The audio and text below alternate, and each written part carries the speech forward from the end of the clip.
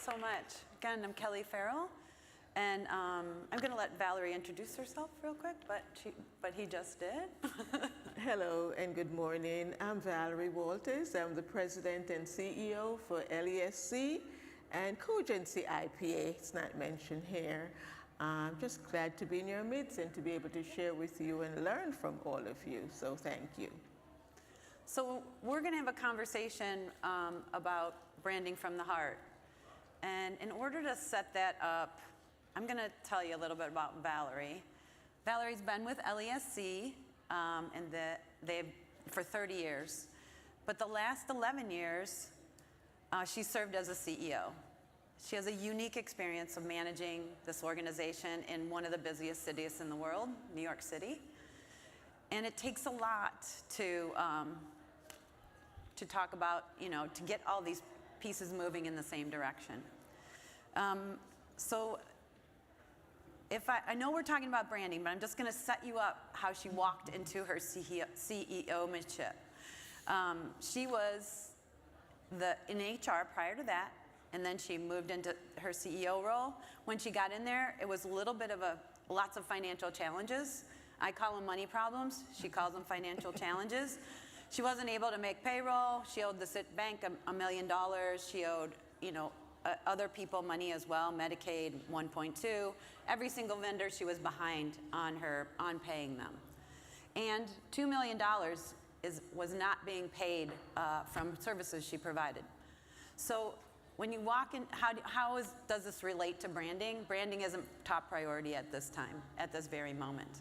So what I love about her is that she knows how to put things in order, got her house in order, that's how I met her. I met her in the middle of that, and she had to do all that before she could even talk about branding. 'Cause she had limited internal brand awareness, zero morale, and her staff was siloed.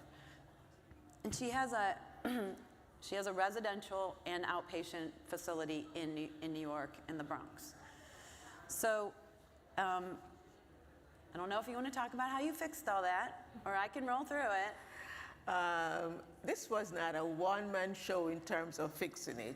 I had a team and a set of staff on the board who were really very encouraging.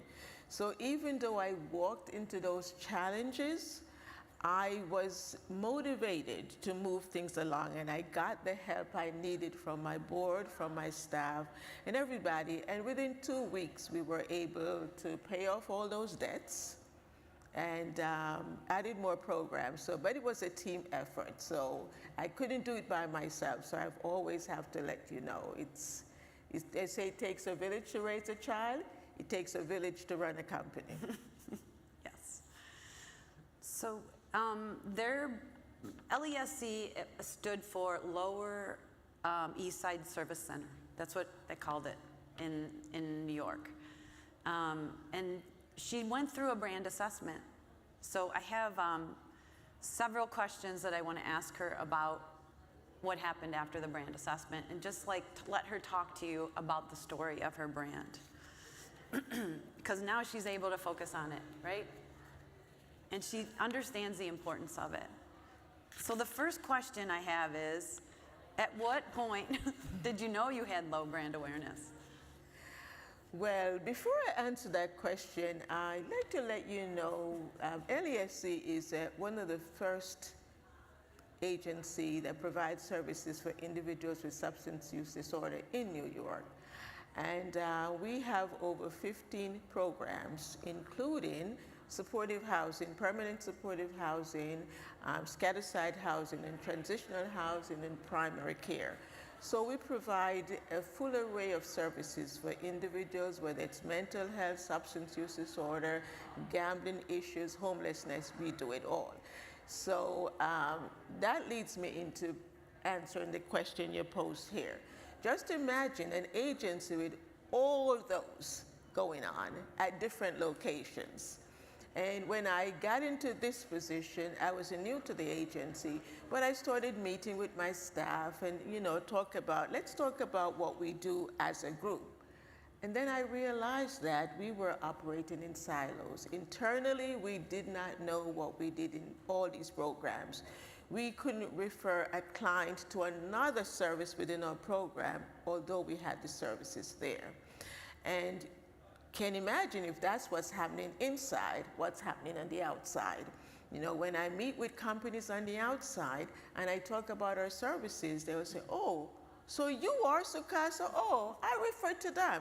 So the way we saw ourselves inside a silo, everybody saw us outside the same way. And so at that point, you know, I met with my staff, I met with the clients, I met with the board, and they said, we have to do something about it. We didn't have the resources and we didn't have the personnel, and that's when I turned to Kelly, because I had met Kelly 8 years before, when I was 2 years in the position, and I told her the name of my company, and I said, what do you think I do? It was a marketing conference, and I said, I don't want you to insult me, but I don't provide services for cars. And so we started there. And I shared with her my intentions, but I said, I can't afford you right now, but we're going to stay in touch. And so that's how we got here. And that's why I started with the business stuff first. She's always, business is very, if she doesn't have the money, she doesn't do it. It's pretty amazing. So the second question I have is, after the brand assessment, we recommended not using Lower East Side Service Center and putting LESC in front of all your program names because no one knew that those were your programs. Why did you decide, because she said, I'm not doing a name change, I'm not doing a logo change, I'm not doing a website change, I'm not doing anything. So why did you decide to, I would call it a refinement more than a total redo? Why did you decide to go to shorten it? The founder of the agency, when we started this name, and I tell you, I've been with the agency 30 years, we've talked about changing the names. And if you ever have to change the name of a company, you know how difficult it is, because there are those people who cannot let go and will not let go. And so I know it would be a struggle if we have to come up with a new name. So why not stick to the initials, LESC? And of course, we talk about what we do, recovery. And we looked at how our clients and our staff been able to just bounce back. And so we attached to that LESC, resilience recovery. Mm-hmm. So just seeing that there's no questions to what we do. We're in the business working with people in their journey to recovery. And so that just meant we took it that way. In the brand, we're talking a lot about brand at this conference. It's so nice. Brand strategy, all the brand stuff that's been in all the conversations up here. And Valerie was all in on working on hers. And so that was a really key part of this, is doing it the right way. In her assessment, she talked to staff, she talked to the board, she talked to all her payers. She went out and did a survey of just her clients. And these words come from them, just like any brand assessment you all are working on for your clients. We're just translators at some point, us marketers. And but she opened it up to allow us to really dig in, ask her tough questions, and do the hard work. And that requires a lot of heart, trusting us, believing in us, challenging us. So once we turned the corner to LESC and getting you to bolt on resilient recovery to that, because her staff was all about taking care of the patients. That was their number one thing. The patients were resilient, so they had to be resilient. And this isn't a tough environment. I know all the environments are tough for our clients that we work on. It's just tougher in New York City to do things, to navigate, to get around, to do all the things you have to do to stay healthy and well. So what impact has, like, streamlining your name, bolting on something that makes sense? I mean, adding resilient recovery, bolting is lingo. So what impact has that had on your organization? It's been very impactful in a very positive way. One, we've crossed the first hurdle. People know who we are, what we do, and all the services that we offer. So we were able to get that together. So when people talk about LESC, They know if you need residential services, you could call us. We have a program. We have 3 residential services there. If you talk about outpatient services, we have it there. So you refer to LESC.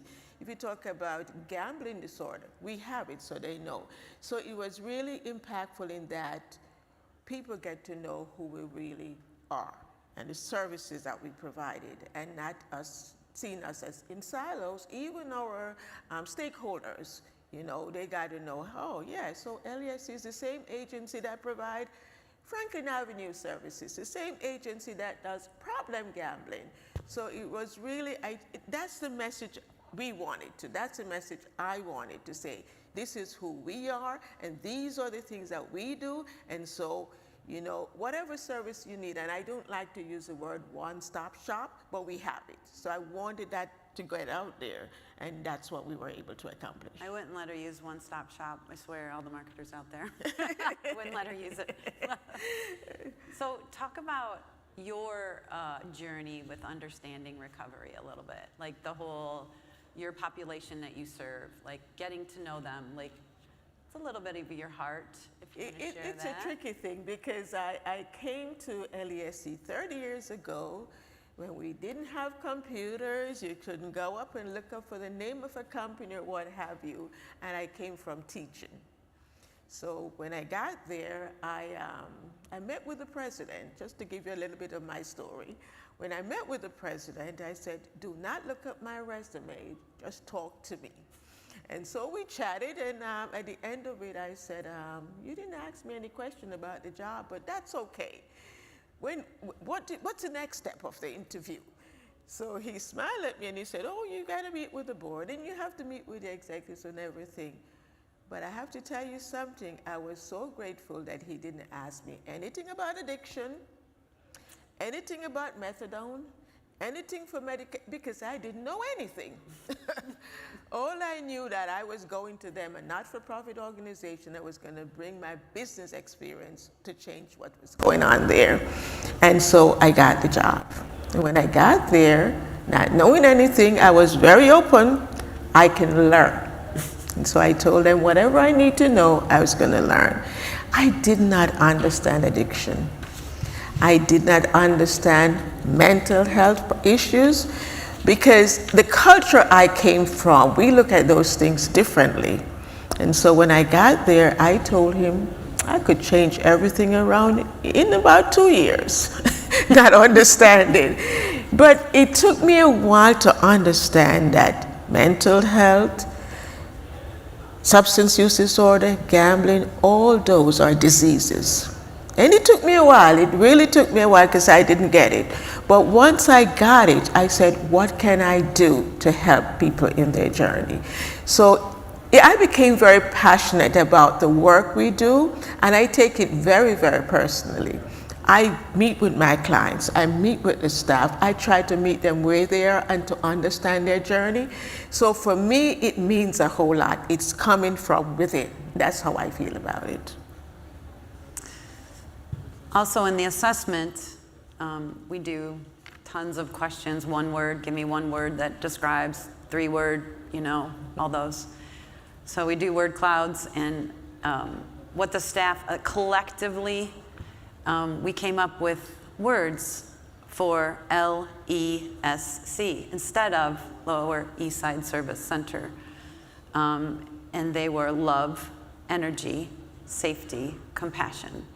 And I was wanting you to speak on that a little bit, where that, how that came through, what that means to you to have it in your back pocket, how it aligns with your values. Those were 4 words. We came up with a lot of words, and then we narrow it down to, you know, not just because they sound good or feel good, because I want it to come from within. And so I said to my group, let's not think about fancy words, but let's think about how we feel about the work we do. And so love, because we do enjoy what we do. You know, I look forward to going to work every day. And I always check in with my staff, how are you doing today? So I know the people who come to us, they like their job. The average length of stay for our employees is 10 years. And I'm there 30 years, so just to tell you. And there are people who've been there longer than I've been there. And so, you know, we look at love, and when we look at the next word, which is energy. You can't do anything if you have to be energized. You have to have life. When you get up, you don't just, oh, it's a new day. So you get to work, oh, it's a new job. So, you know, we want people to come to work ready to work. And because that's how we want our clients to know today is a new day. And with new day, you're going to have new experience. You want it to be positive. And so we like the word energy, you know, so it's love, it's energy, it's safety.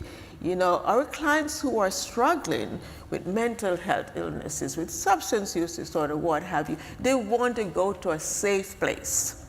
They want to go to an environment that when they get there, they know that the people there care about them and they don't have to worry. And so that's how we came up with safe. And then the third word, which is compassion. What did we say? Compassion. Compassion. Just kidding, Kenny. I know, compassion. You know, you have to love what you do. I tell you, if you don't love what you do in life, you cannot enjoy it. And a lot of people get up and say, I'm going to work, but I hate my job. I say, stay home. Okay? Don't come to my company if you hate your work, because you know, you're robbing me, you're taking my money, and not giving me anything in return, because when you get there, you don't care about it. You know, when you're compassionate about something you do, you're going to put your 100% in there, because at the end of the day, you want to look at it and admire the outcome. So, you know, that's how we came up with those 4 words. And I think, you know, the staff, we have over 260 employees, and we have, like I said, over 15 programs and all the other services. And I meet with my staff on a very regular basis. I meet with the clients on a very regular basis. I make sure that they know that I care about them. I stay in touch with them even after they leave the agency, and they send me how well they're doing. And it makes me feel like a proud parent when I see their success. So, you know, and it's coming not only from the head from me, it's coming from the head, it's going down and up. Because the head of the agency, we do set the pace, but if the rest of it is not in line, you're not getting anywhere. So it permeates not just from me, but through me to my staff and back to me, and through me to the clients and back to me. So, you know, that's how we came up with those 4 words. They came from the heart. We didn't make them up. This is how we describe ourselves. This is what we do, and that's how we feel about the work we do. So what advice, lots of marketers in the room, probably done this before. What advice would you give, and there's also agency people here as well.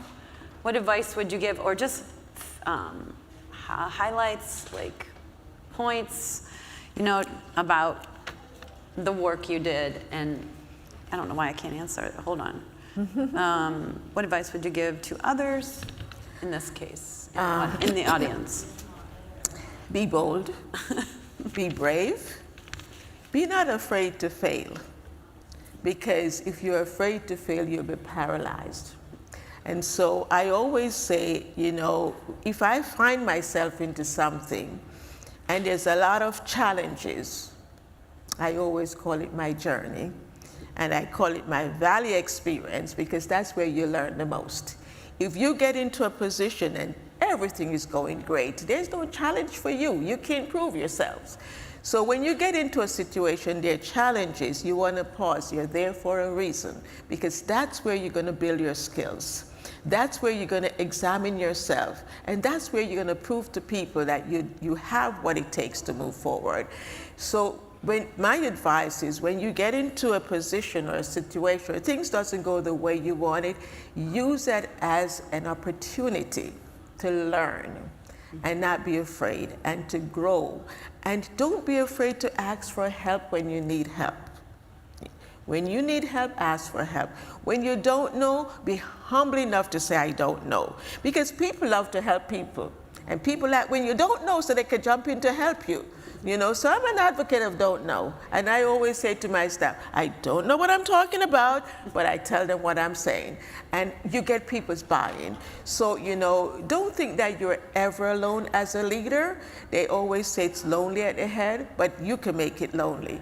What you have to do is to reach out, be there. I walk to my agency, I talk to my staff. I don't sit in my office, and I don't keep a closed door literally. They can walk in to see me.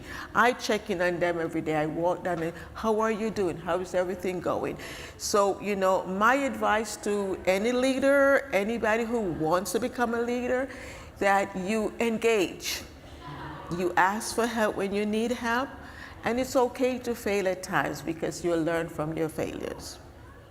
So to piggyback off that, Valerie has 0 marketing department within the organization.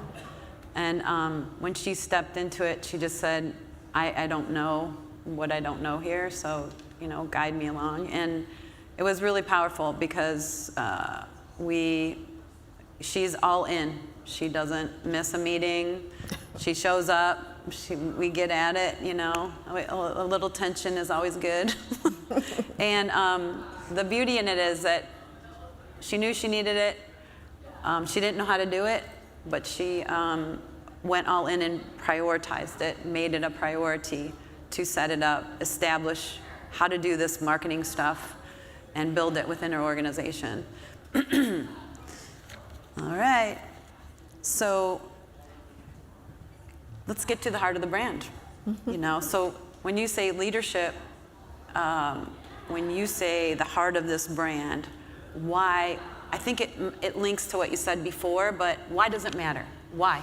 Why does it matter to build a brand from the heart? We heard a bunch of it throughout these talks. It matters because perception is everything. And you want people to perceive you for who you are. You want to be genuine also. I heard a lot of that also. Don't pretend. And you want not just the people who come to your doors to know who you are. When a client comes to you, the client has to trust you. Okay, so it's important that they understand who you are. We get funding through the government, the federal, the state, the city government. They know who we are. Okay, and they come to us and ask us to pilot programs. So that says something about us. You know, our stakeholders, we work with just about everybody there, the hospitals. And so the branding from the heart to me was important because we want to be authentic. We want people to know who we are, what we are, and how well we do it because we have great outcomes. And part of working with this branding from the heart with Kelly is that we were able to look within ourselves. And like she said, you know, I'm stubborn at times. And at times she said, well, you have to. And I said, I don't really have to. But after a while, we get there. But, you know, if you're going to do something, be all in. Be all into it and be authentic about it and put your everything. Like I said, we don't have a marketing department at LESC. And I always said, oh, I'm my marketing department. And so I show up. I show up and we meet twice a week. And like I said, this is not my area of expertise. So I lean to the expert in that and I have to listen. But I'm all in because I know what I want out of it. And so my staff gets it. My board gets it because they know we're not doing this for show. It's really what we want to do and what we're determined to do. And my advice is if you're a leader, be in it, okay? You can't lead from a distance. You have to be in it. And so it has to, for me, it comes from the heart. I'm passionate about the work I do. I'm passionate about my staff. I'm passionate about my clients. So put it all together. I tell everybody every day, I live and breathe. I do have a life, but I live and breathe the work I do because I am so proud of the clients who have walked through our doors and are doing so well that it makes me feel really good going to work every day and really good about the work that we're doing at LESC. A lot of people, a lot of organizations, when we work with them, they don't have a position in the market. They don't have a way to stand out. We just heard that from I know I just said that about 3 times, but we just heard that from the PR panel up here. How do you stand out? You stand out around your position. You have to know your position, which takes work to figure out what's your position. Everybody does really good work for really good, really, really sick people. And so how do you really stand out when you have really good clinicians, you're doing really good work, so it takes a while to peel that back and to figure out what that is. And to allow, she allowed the firm to uncover all those things. It took a minute, we couldn't just jump in.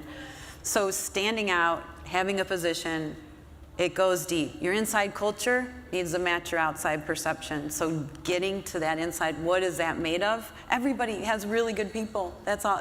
We're people taking care of people. That's what we do. It's a lot of this work. So one more thing around. We have a few minutes here, so we probably can ask some questions. But one more thing about getting your staff. One of the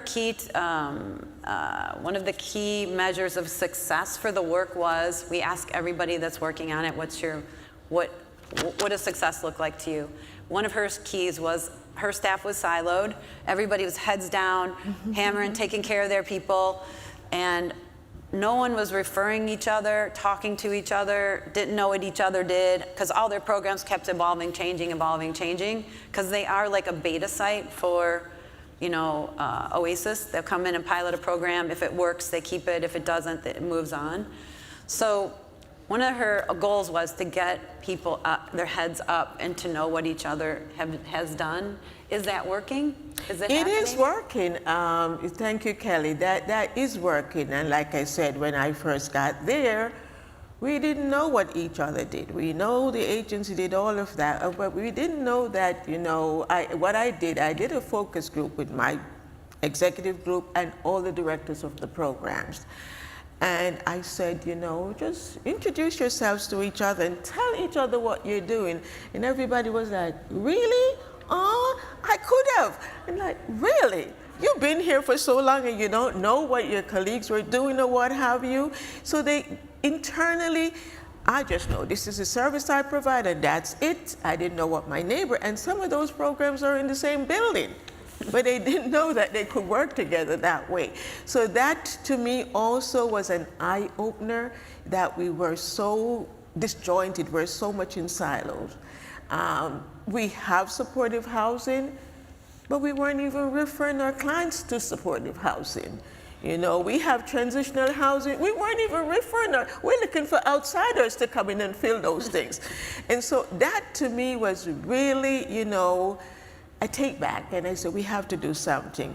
So what I do now, we follow up and we said, okay, how many internal referrals did you get this week? So it's growing and we did a lot of exercise. We did it internally, but Kelly also did it with us, where we all had to sit down and, talk about our services and talk about how we could work together. So that was really reinforced, was really riveted into how are we going to get this internal going? Because if it's not going inside, it can't go outside.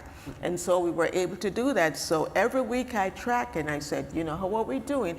And now it is growing.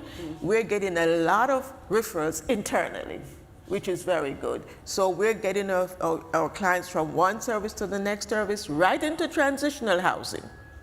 So when they leave us, we already have transitional housing for them to go into a permanent supportive housing. So that has been one of the best success we have gotten out of it, one of the best ones. Also in the external part of it, now we have people are coming to us from the outside. They know who we are. They know the services that we offer. They know that it's LESC and all these services under one umbrella. So we're more recognized for the services we offer, not just as the one service here or the one service there. So that I think is very successful, and we continue to watch it, and it is working and it's growing. One of the key things she does, there's so many things we could do, the agencies can do, right? We can do social, paid, whatever. She chose to do a newsletter to key stakeholders, built the list with her subject matter expert, or her team, all the leaders in the group, in the organization, and has featured her staff as thought leaders. So they're interviewed, the story is written with their words, and it's super authentic. They sent us photos if we don't have their headshot, and it's really personal for them, and then they will share that out there. So that is another thing that was just talked about, is talking about your subject matter experts and featuring them. I'm just going to say she does it with honor. She really tries to spread it throughout the organization and make sure that everybody, because she has a lot of staff. And some people will raise their hand and want to chip in and get involved, and then other people are too shy, they don't want to get involved at all. But it is an opportunity to feature staff, and that is one of the areas. I know that you have to do more, but it's one of the areas that has been consistent. Build the database, target your key referrals, and tell them what kind of leaders you have in the organization. You guys are probably all doing that now. And our board also, we interview our board members also. We interview clients. So, when you look every week, every month, we have clients we interview, tell their journeys. We have staff we interview for the different subject area, and we do involve our board. So, when, Kelly encouraged us to just get everybody involved. And so that's what's been going on, and it's really, really, really been impactful.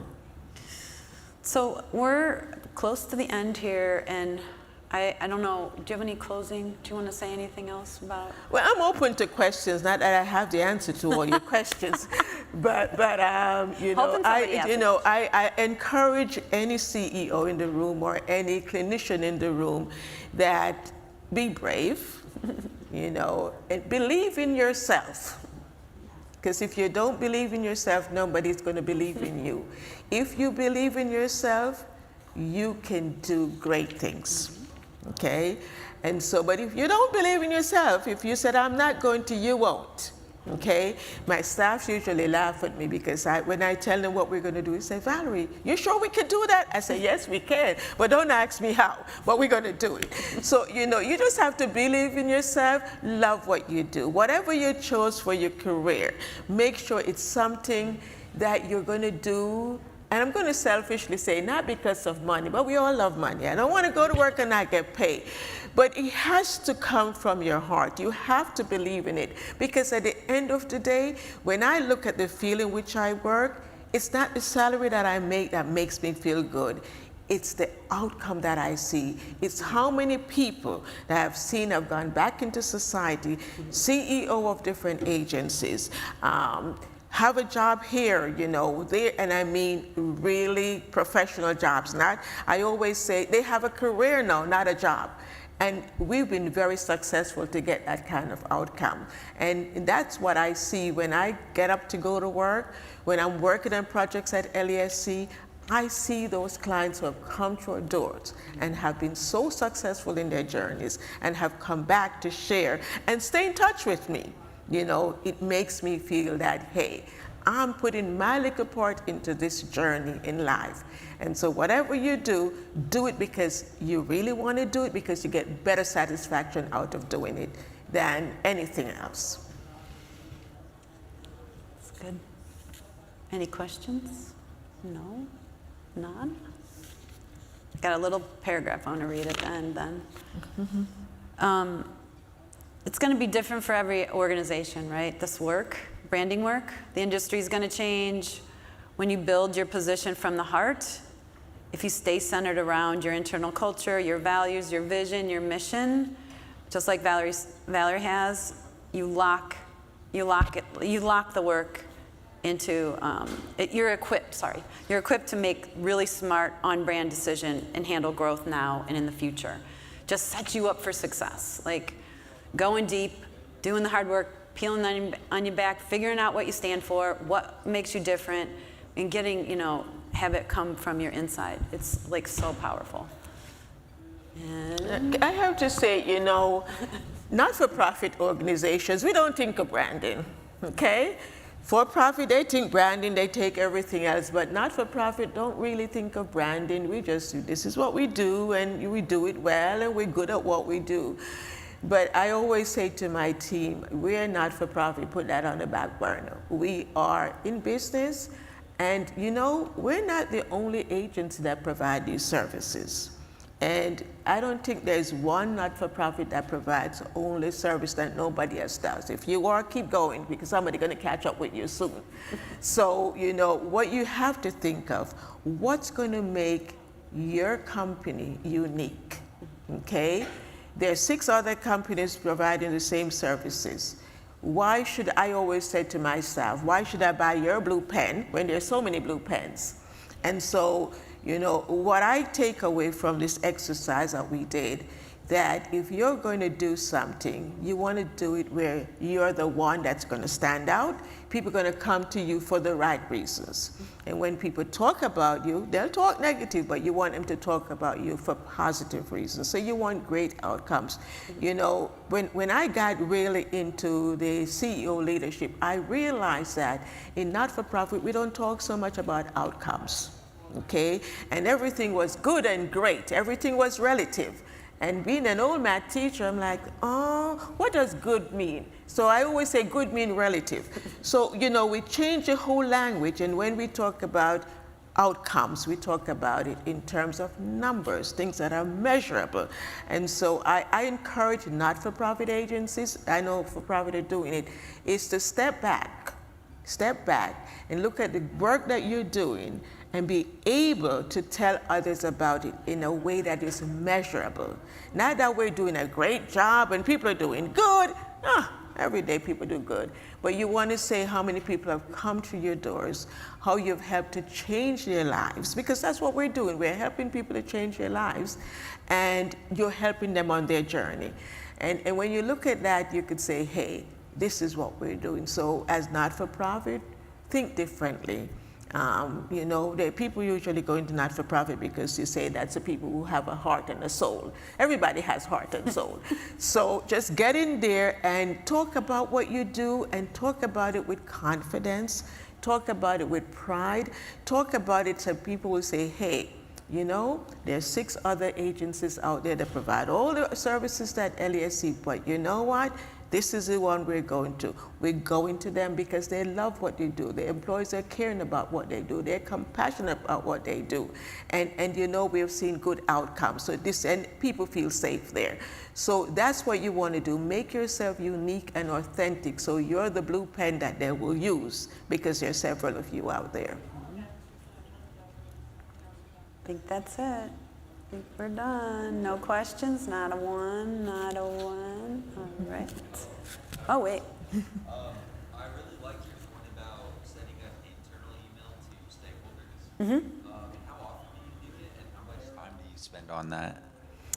One more time. So. Okay, all right, cool. Sorry. I really liked your point about marketing internally to your key stakeholders. I was just curious, how much time do you spend on that per month? And also, how many of those emails do you send per month? We spend, I tell you, my marketing department, along with Kelly. And so every month we plan in advance what we're going to be doing.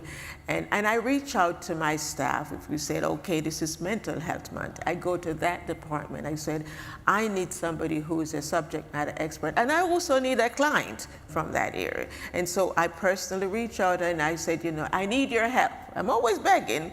And the good thing about my staff, they're in it with me. They're great. They are great.